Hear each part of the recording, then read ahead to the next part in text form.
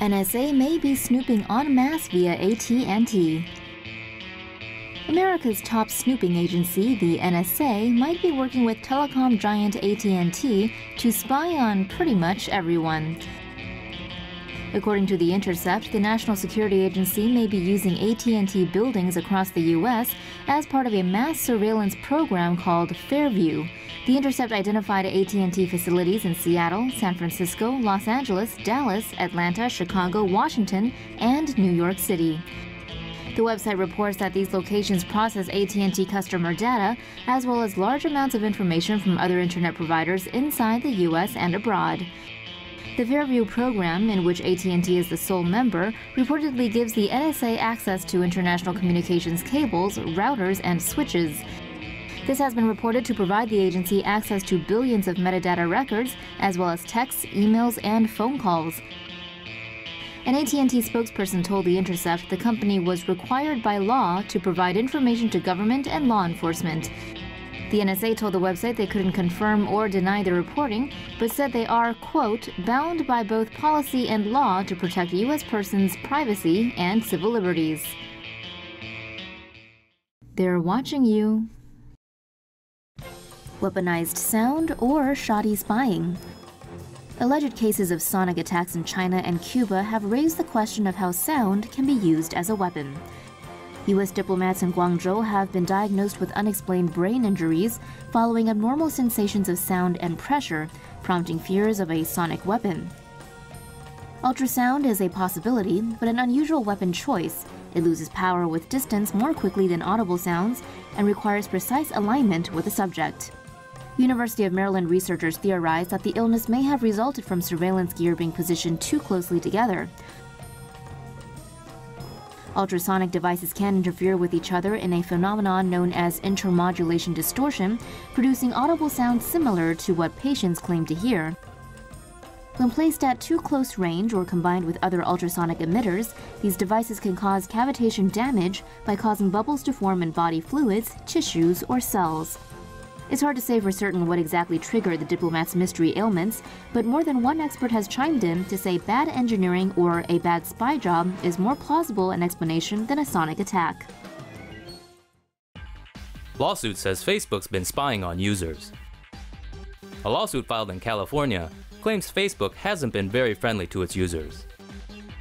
Former startup 643 claims that Facebook used its apps for mass surveillance on users by assembling data from their text and photos, listening to their microphones, and using Bluetooth to pinpoint locations, sometimes without consent. 643 had an app called Pinkini that let you scan their Facebook friends for bikini pics. Citing the lawsuit, The Guardian reports that Facebook could gather metadata from Android phone text messages. 643 claims the company could access nearly all photos on iPhones, as well as those not uploaded to Facebook. The lawsuit also alleges that Facebook also acquired some people's data without their consent. According to The Guardian, the company allegedly gathered information sent by users not on the platform to people with Facebook apps on their phone. Citing the lawsuit, the Huffington Post reports Facebook allegedly used information from Onavo, an app it owns, to observe what people use their phones for beyond Facebook. Facebook has rejected all the claims made by 643. Talk about a brain drain. The People's Republic of China is sponsoring research into technology that scans workers' brains for their emotional state. According to the South China Morning Post, Chinese factory, military, and train workers are all wearing helmets that can track their emotions. Train drivers wearing the tech get a zap if they doze off, as could pilots if the technology ever comes to planes. And, of course, it's all being watched by an AI.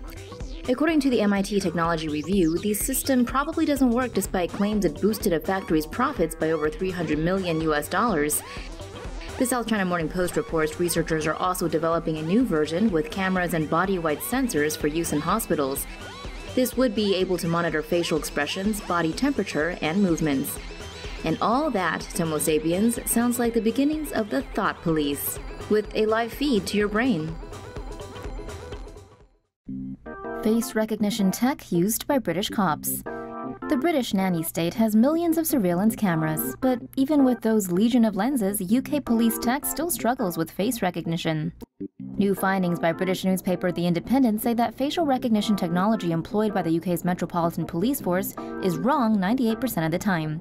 The newspaper reports that of 104 alerts created by the force's face recognition system, only 2 were correct. Responding to the report, the Metropolitan Police told The Independent they were trialing the technology and that there's no current end date for this. The cops also said no arrests have been made via the tech and that all false positives are deleted within 30 days, while other non-alerting images are deleted immediately. Elsewhere, The Independent also found that facial recognition used by police in Wales has been wrong 2,400 times since last June. The newspaper reports that most of this happened last summer in Cardiff when the city was hosting the UEFA Champions League final. Less than 10% were accurate matches.